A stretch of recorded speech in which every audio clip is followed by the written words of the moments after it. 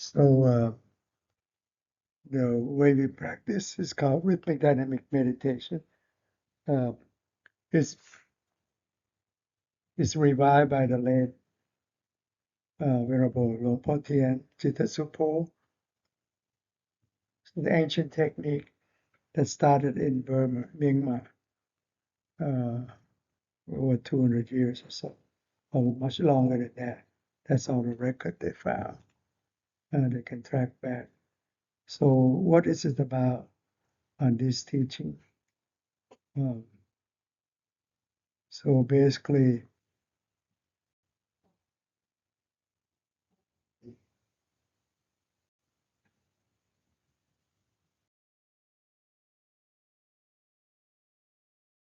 this is his picture.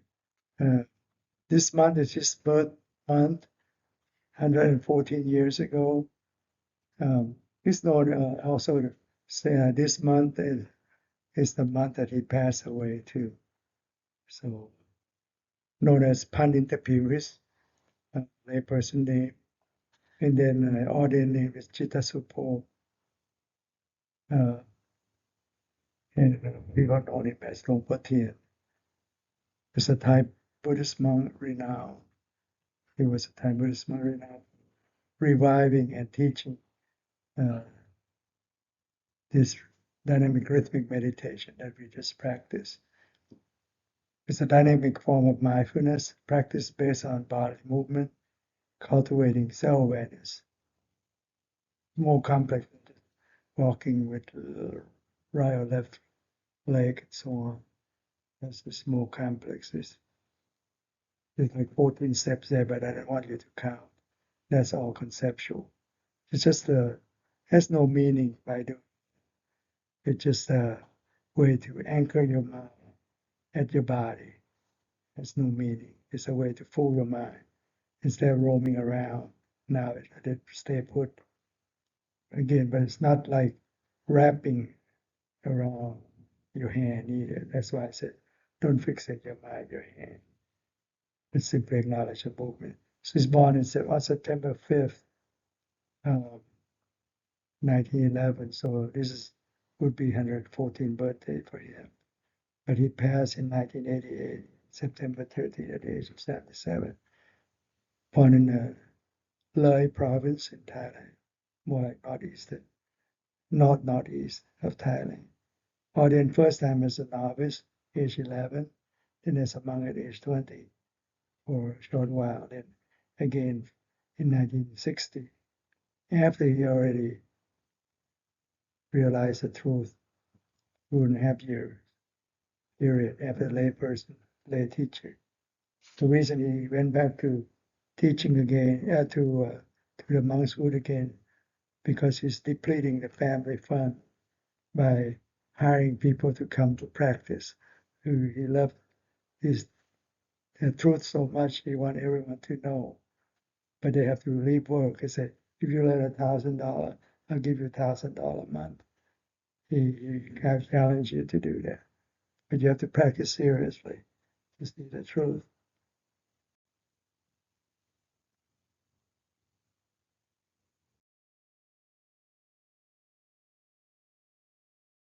So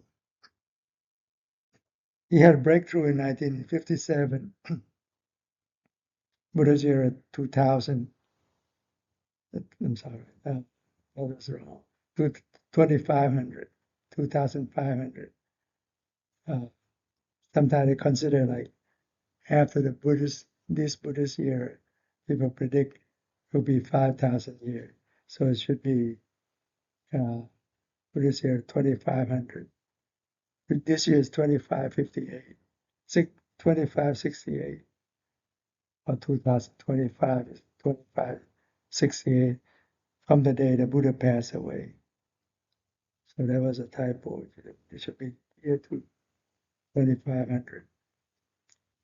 After he practiced various conventional practice for 8 years as a layperson. He's a merchant.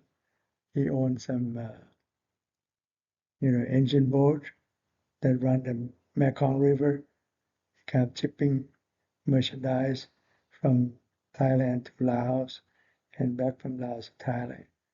So he's well to do. He owned a fleet of boat to do that. And he discovered a transformative insight through movement-based awareness. That's what he did practice. He did 8 years of various techniques which result in nowhere. But with this dynamic rhythmic meditation that he happened to, someone just showed it to him. And he tried that on his practice when he went into retreat. On the first day, they said to practice death, like life is temporary. He tried for the whole day, for the first day, result nowhere. So he remembered this technique so he can try it with rhythmic dynamic meditation, but do at normal pace without reciting any word. Because normally they recite starting, moving and stopping. When you move, when you lift your hand and bring it down, stop and so on. He's doing without reciting, and normally they move very slowly. So he do it at normal pace without reciting, and just be aware of the movement. So he embed mindfulness at the body movement and gain self-awareness in return by doing so. So he gain both mindfulness and self-awareness by doing that. Mindfulness is kind of retrieval phenomenon. Like you play a musical chair. Mindfulness anchor you on the chair. But self-awareness is like you rule it from that throne. Stay with wisdom. So mindfulness retrieve phenomenon. Self-awareness investigate the phenomenon. So whatever you encounter, like your thoughts, so on especially, you just drop it. Instead of indulging the thought, you just let the thought, just drop the thoughts without indulging it. So leading to direct conscious awareness of his body and mind through this technique. And you see, start lifting his hand there. And he summed it up like, when you're aware of your body, it awakens your body. See, when you practice this, you feel like, you become aware of your body. Same awareness, aware of the mind, it awakens your mind. So that's the first foundation. And the third foundation, the four foundations of mindfulness. Aware of the body, first and third foundation. So reaching what he described as the end of suffering on the third day of his practice, of his retreat, or second day of practice, this technique, he went through, he caught his thought 4 times. And each time become like stream enter the first one, become once return and non-return, and enlightenment. As a lay person.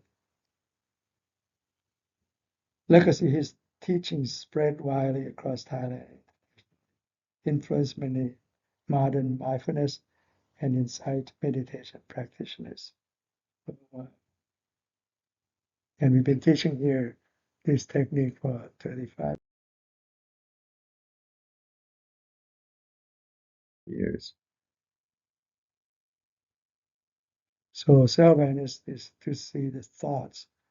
So as long as we are alive, this body would constantly be moving, right? No one deny that. And never be still. Whenever it moves, by any means, just be aware of it. You don't have to do anything. Don't have to investigate. Don't have to invest anything, but just to acknowledge, be aware of the movement. Cost you nothing. We're very powerful. See, like we did the hand movement. So he said, I turn it into rhythm of the technique, creating rhythmic movement and lifting the hand inwardly or outwardly, like we did, lifting the hand up and down, so on, as a means to demand mindfulness to be chained firmly to this body as well as to the mind that is thinking. Instead of thinking, it's being drawn back to this hand movement. So body and mind are being chained with the strands of mindfulness. When you chain it there, you get self-awareness in return as well. So open and close the fist, or lift the hand up and down. One would be aware. But do not fixate mindfulness at the hands. If you fixate your mind, your hand, you only know your hands. You don't need to practice. Everyone know your hand. Right? Left hand, right hand. Doesn't matter. Oh, fixate your mind, your feet. You only know your feet when you walk. So you don't gain anything. You don't need to meditate. So we want to catch what's in your mind, your thoughts. When thought arises, one would see and be aware of it. So awareness will lead you to see your thoughts, catching yourself. Do not use mindfulness to guard the body. Just change it there, but use mindfulness to guard the mind. Guarding doesn't mean like holding tight. Just observe the mind loosely at a distance, like at a glance, like you take care of the toddler. They're roaming around a lot. Can't catch them, but you can't follow them all right. You just glance at them, make sure they don't hit the corners or fall and so on. You just glance at them, observe the mind at a distance with ease. Do not observe it closely, as it would be fixating the mind, just wrap it, no good. Then you just know the baby, the toddler. So what? You just glance at it. Same thing here. You don't fixate your mind, your hand. Then you only know your hand. Just glance at it. And then it will not be, and if you fixate your mind, not be the middle path, as the Buddha taught, middle path, not too stringent and not too loose. Therefore, let the mind be neutral, middle path, neutral. Whenever it thinks, just simply drop the thoughts. The hardest thing is to catch the thoughts because you don't see it. You're in the thought all the time, indulging the thought basically, but you didn't know you were in the thought. So keep observing the mind movement. Do not force your mind, not to think. I said, don't force your mind not to think. So you can think freely, but do not try to prevent or get rid of the thought either. How about that? Most people want to calm their minds. They don't allow the mind to think. That is the understanding of the people, and the teachers. So, but in my view, is that we should let the mind think. The more we think, the more we know, because you keep catching it. Because your mind is very anchored at your body movement. So you gain self-awareness. Self-awareness, like aware of your body, awaken your body. Same thing, awareness, aware of the mind, awaken the mind. So when the mind think, that means it's the mind movement. It catches the mind movement, cause a vibration of your mind. So the more we think, the more we know. We know because you catch it right away. Because normally you ignore it. You didn't see it basically, but now you have the tool to see it. You can't help not to observe it, not see it. Start catching it after you practice for a while. Observe the thought without trying to deal or manage it. Just simply observe it and let it go. Basically drop it without knowing what thought you're in. As soon as you see the vibration, let it go. That is, this is the path towards liberation from suffering. Just observe the thought. Just simply be aware of its vibration. It would come naturally. See, wow, such nature of self-awareness is already existing, ready to expose itself to anyone who put into practice. He was a monk, and then one of the Zen monks gave him a rope, so he tried it on. He said, "That's a formality. It doesn't matter. If you already know the truth, it makes no difference." Okay, he just tried it temporarily. They took a picture of him. So realizing the truth, the Buddha equates to the one who knows. Knowing what? Knowing Dharma, the truth. And realizing Dharma, understanding Dharma, or the true nature of things.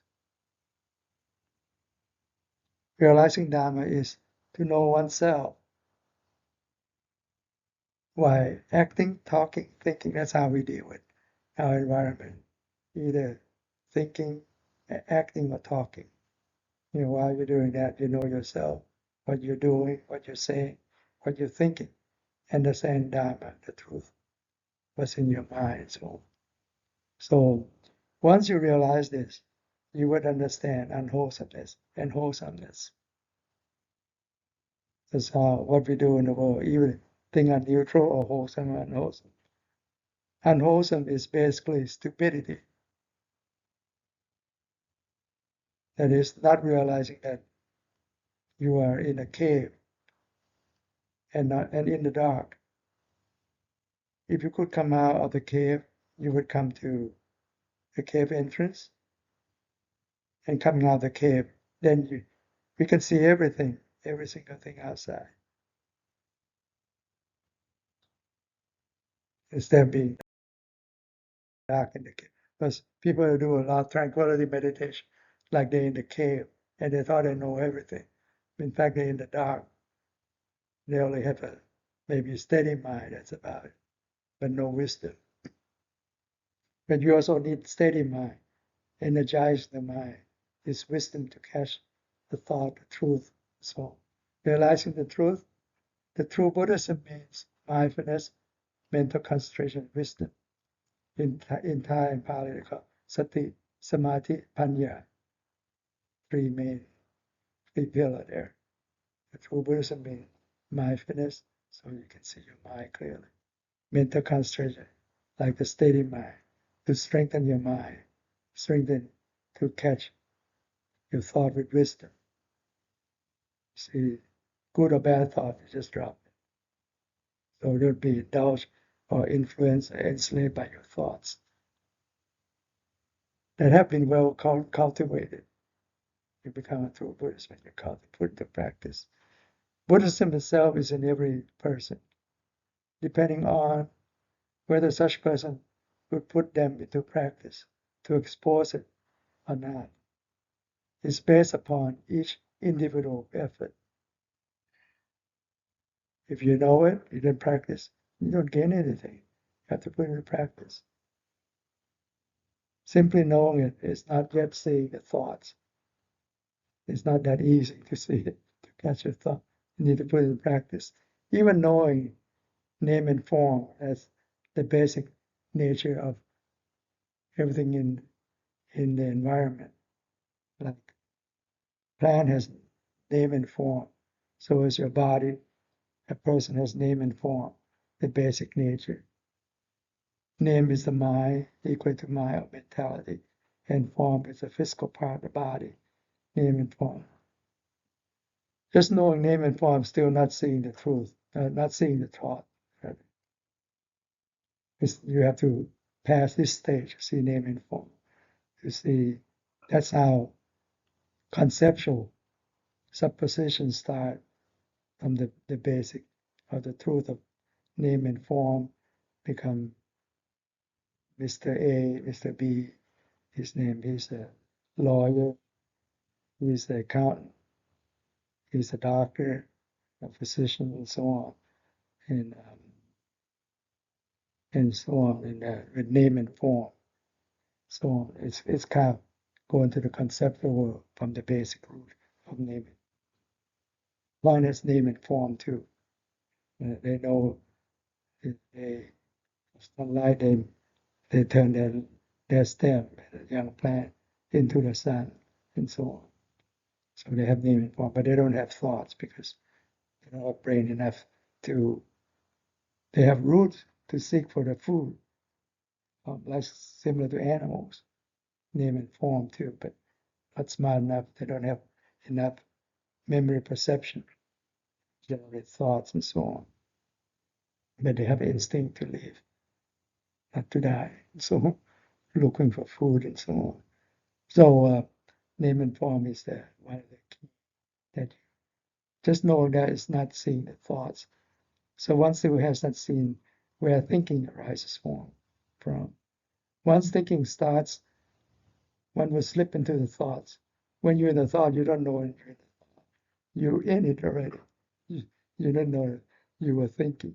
You slip into it and keeps on knowing continuously, knowing only the good, but not knowing the bad. That's the problem. It's a problem that everyone should recognize. You thought everything is good, but in fact, it's the wrong thing that you just commit to, and so on.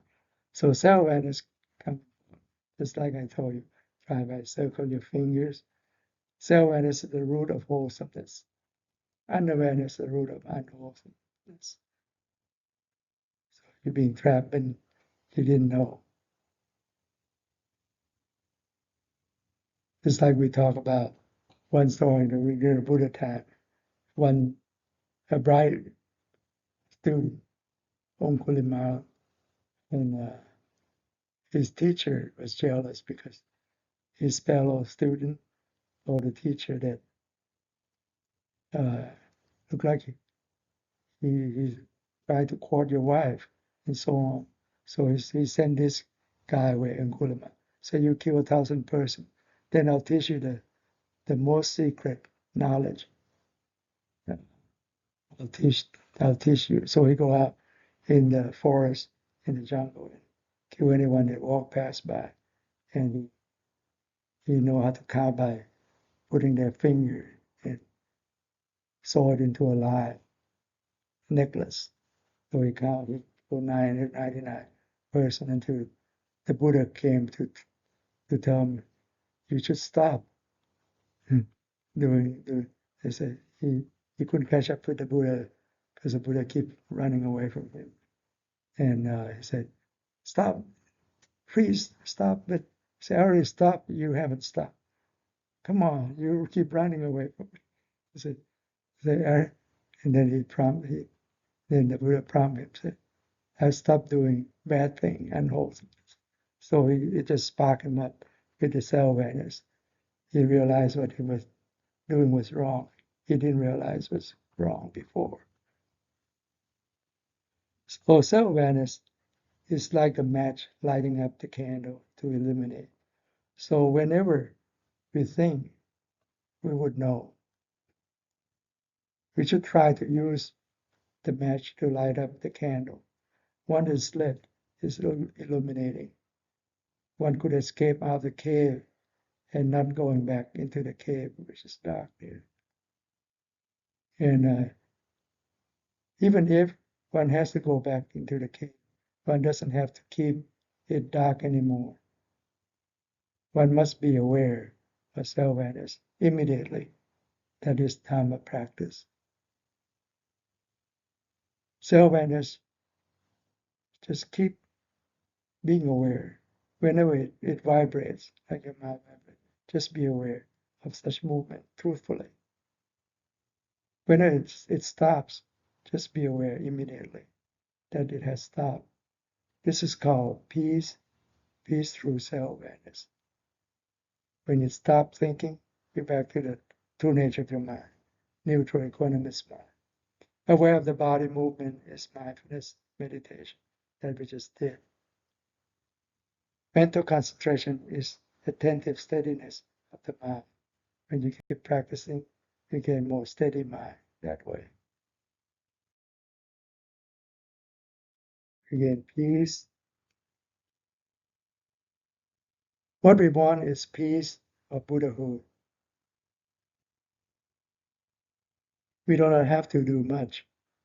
Just look at the source of life. Whenever we think, do not slip into the thoughts. Just cut the thought out immediately. Just drop it, basically. Promise we don't catch it. So indulging it. So true peace can only come whenever we stop seeking, when we do not have to run seeking for other people, for other teachers and so on. It's called peace. You never find anything satisfying here. Peace already exists there without creating. It already exists in your mind. It is peace from greed, hatred, and delusion. Normal mind doesn't have that. You invited it, it never left you. Greed, hatred, delusion have fuel you, embed in your mind. From the transitory invitation, it become a permanent visa. you, they home in. You need to catch it, kick it out. Whenever something happens to us, mindfulness would come up immediately. Because mindfulness, mental concentration, and wisdom that I mentioned earlier, are already there, resulting in no greed, hatred, and delusion. Back to the true nature of your mind. So Buddhism is about practicing mindfulness, mental concentration, and wisdom that can clear your mind, free yourself from greed. Anyone who has never practiced mindfulness meditation and has never cultivated such thing would not have it. So you need to practice to see it, despite the fact that it has already been existing there. You have it, like your Buddha seed, Buddha nature. But you need to cultivate the self-awareness. Otherwise, you waste away. You have power to know, to see the truth. So Dharma is at this body and mind. No need to seek it anywhere else. No need to seek for it. It's in you. To seek for the Buddha, the Arahant, the full enlightened one, or people that go on they call the supramundane path, the path, the middle path, the fruition, and nirvana, to be like a stream enter, the once returner, non-returner, and the full enlightenment become the path and the fruition.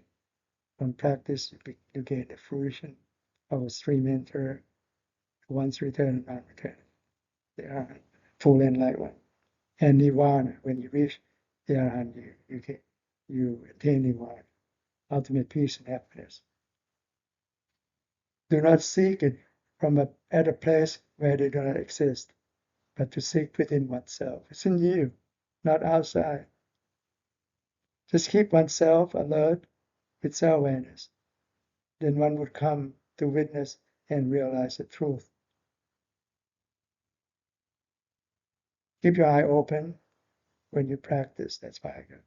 So that way you can incorporate it in your daily life, because we move all the time. Obviously with your eye open.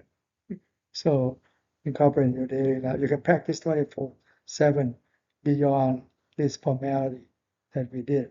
The formal practice can become informal practice because we move all day long. You embed mindfulness at the body movement. You gain self-awareness in return. So you aware your body, awaken your body. Same awareness, aware your mind, awaken your mind. That's your thoughts. Free you from the sneaky thoughts, which is the root of cause of suffering. When you're free from sneaky thought, you free yourself from suffering. So whenever you move, by any means, just be aware. It would follow the flow of its nature. Do not need to force to keep your eye closed. Let them blink naturally. And it would be fine to look left or right. Just don't be trapped in the thought there to see what's going on. Any harm coming to you, or any car approaching, so on. So it is Dharma practiced naturally. And it is to really know nature, basically. You practice in nature naturally and come to know nature. This path towards the end of suffering is an easy one. The reason it's hard because you do not truly understand. So you are only full of hesitation and doubt. These are all Luangpor Teean teaching, the core of his teaching, summarized here. So vipassana, insight meditation towards wisdom, is like a cut rope. It's a monk's life. It's no birth and no death. So from simple awareness, embed mindfulness, not fixate your mind. At the movement, you gain self-awareness or sampajanya in return. It's companion to mindfulness. Like mindfulness, retrieve or seize phenomena. Self-awareness, investigate. It's a wisdom in action. Investigate the phenomena, what you encounter with. The fact that we move means to awaken oneself up. In fact, you liberating, liberally doing a hand movement to awaken yourself up physically and mentally by doing the hand movement, rhythmic movement.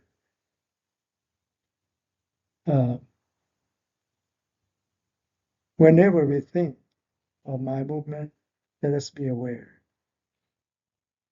Awareness will extinguish greed-headed delusion. Because when you're aware, unawareness, the foolishness cannot sneak in, the greed-headed delusion. It will extinguish clinging, attachment that we cling with greed-headed delusion as self. This is mine. That's not mine. The head knows, and so on. A delusion. Your ego. It's just not. It's just a phantom ego. We extinguish clinging. Then our mind would be normal, equanimous mind. When it's normal, whatever comes into contact with us, we would feel or sense it all. Become aware of it, basically.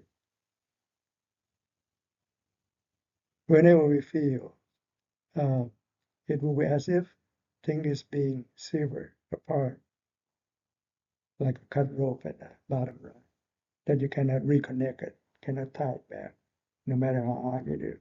Once you know you've been fooled by your sneaky thought. When you saw your thought, it cannot force you to think back at that problem because you're no longer a fool. Same thing here. Then a person doesn't exist because it's selfless or self-egoless. Instead of thinking in the egoistic way as usual, become selfless. That is, this is what is being said, that the Buddha killed people with that. And look it up. Killing not always result in death. Okay. So living only the life of a monk or a lay person is gone by the way mentally. But the monk's life, they enter the life of a monk. A monk's life has no birth, no death. Because that mind doesn't go back to the unwholesomeness. So Vipassana insight towards wisdom.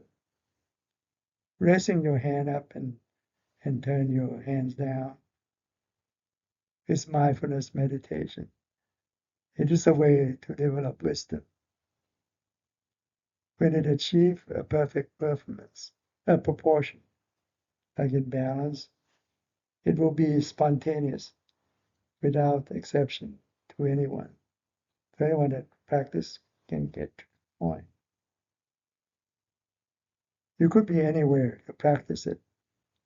In fact, one of my teachers said, the best place to practice is not at home, not at work, not at a temple, not at a park.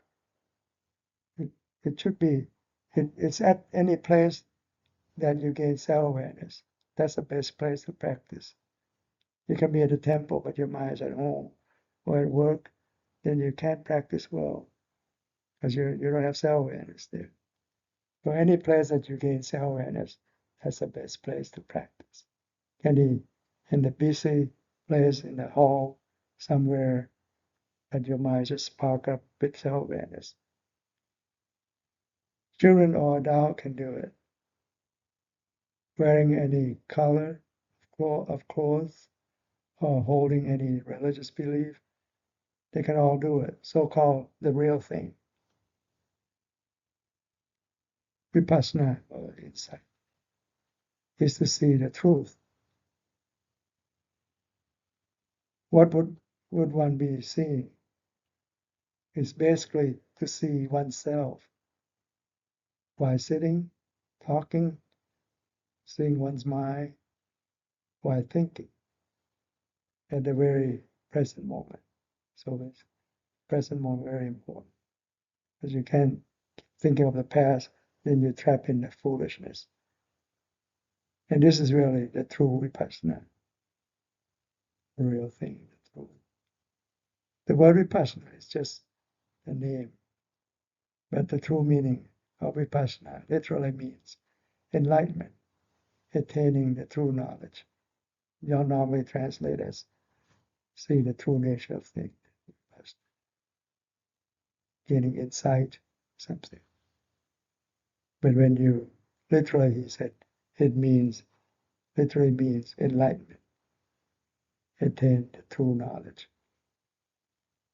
Once enlightened, one would be different from the past and transcend the previous norm that used to be like this and that. You transcend that.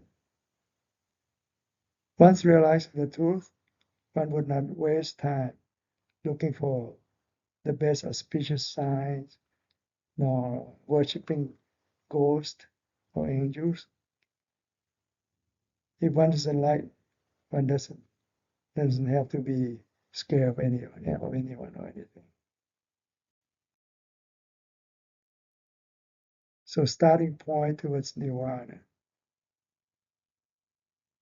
The fact that one sees the thoughts, the thought is the starting point towards nirvana. When the thought flash up, one would see, you'll be aware. The stream of thought is swift, faster than light, faster than sound, faster than electricity, faster than anything. When one sees the source, the speed, the swiftness of the thoughts, it is called having gained analytical insight, in Pali called attapanya. You see it very clearly, the detail and so on. It's just a stream of thoughts. So seeing and knowing the thought are two different things. Knowing is immersing into thinking. You're indulging the thought, no good. And the thought is still ongoing. So you'll be enslaved by your thought, doing this and that you shouldn't do and so on. When one sees the thought, one is capable of coming out of that thought. The problem is you don't see it. That's why that the problem keep on going. That's why you suffer. So when one sees the thought at every moment, no matter what one is thinking, one would overcome it every time. Then one would come to a point where something inside will suddenly happen. It can change your mind, like turn your mind around. Cultivate self-awareness is very beneficial. If one is unaware of oneself at any moment or at any time, what is called a delusional person. One is unaware of oneself, unaware of one's body, and is absent-minded. Is similar to being a lifeless person. It's already dead, basically. That's what the Buddha said. When you lack of awareness, it's almost as dead. It's dying already dead. Being reckless is like so observing one's mind, one should be aware whenever one is thinking, looking inwardly, and keep practicing dynamic meditation. It will let go of the vibrating mind. It will remain with the self-awareness. So when one becomes one with the self-awareness, wisdom will arise. With wisdom, one will be liberated from suffering. It is thinking that is the cause of suffering. That's the second noble truth. In fact, he said, one sufferer, one own thought. As a sticky thought kind of generate your mind, you kind of fuel you with greater delusion away from the neutral equanimous mind, which is the norm of your mind. So the path of the Magga, that's the Fourth Noble Truth, is applying mindfulness to observe thoughts.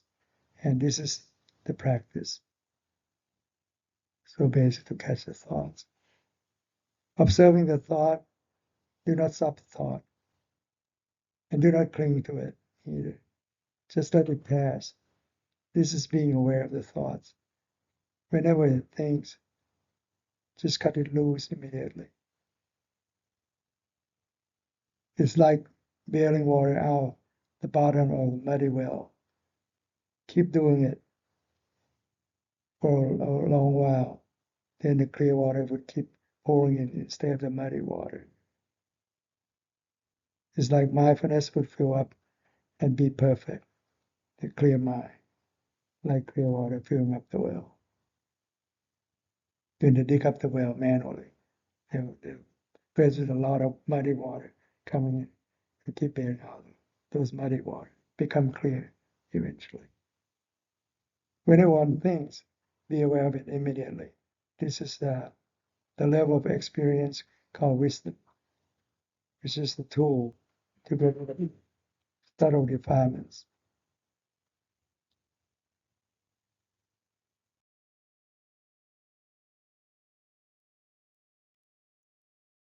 In fact, defilement does not exist.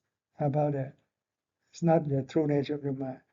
You invite it in like transitory mental impurities. That's what the Buddha said. So how can one overcome it? The only thing one has to do is one just observe the mind clearly, facing the thought with clarity. To sneak in with your thought, those transitory mental impurities, sneak in with your thoughts. It's like a piggyback with it. Without a thought, when you catch a thought died out, nothing to piggyback with, because nothing to carry you around as greater delusion.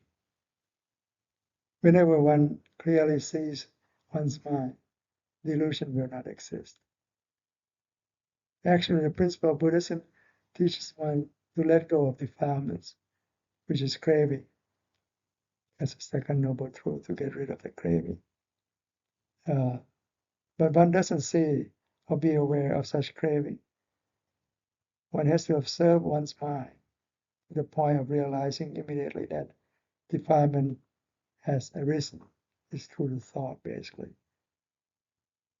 One must come to the point of realization to catch these thoughts, this sneaky thought. So the Buddha's teaching actually teach one to practice in order to get rid of delusion. This said that delusion that arises is suffering. Suffering because we are angry, because we are greedy, because we are delusional. If we do not have greed, hatred, delusion, then we do not have to suffer. That's a mental impurity, and transitory, sneaking thoughts. Whatever we are working on, we do not have to suffer because we get rid of those greed and delusion. I believe that's the last slide.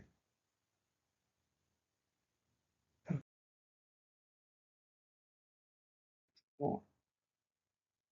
Catching the thought, the Buddha said, got the Luangpor Teean, right?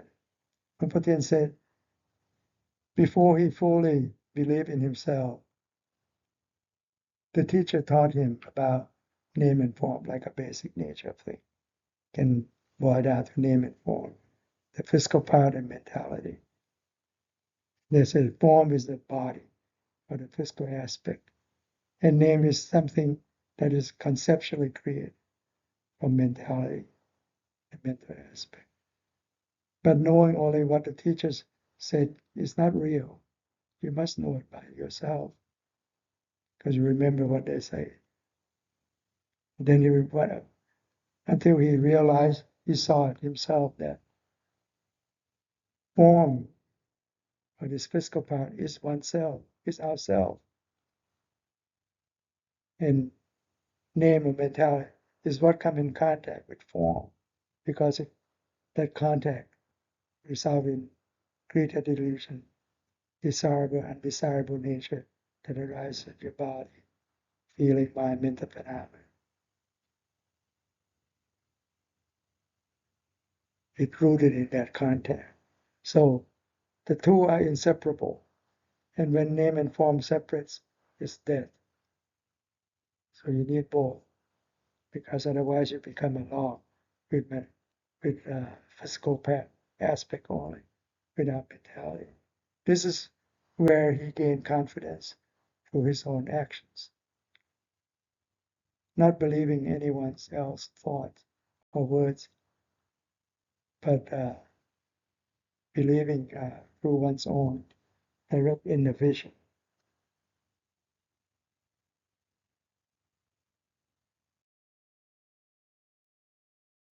And then he said, catching the thoughts, Dharma is not a bookcase, not a pagoda, not a letter of books. Dharma is every single person. It's you, basically. Whether you're monks, a novice, women, or men, they are all Dharma. But the truth, true nature of things here. Doing good is good Dharma. Doing bad is bad Dharma. Because it both vibrate your mind. Equally have the same burden in that sense. It can vibrate your mind, good or bad. And he concluded that his confidence was born from that day onward, when he saw name and form in a different way. The teacher was telling me.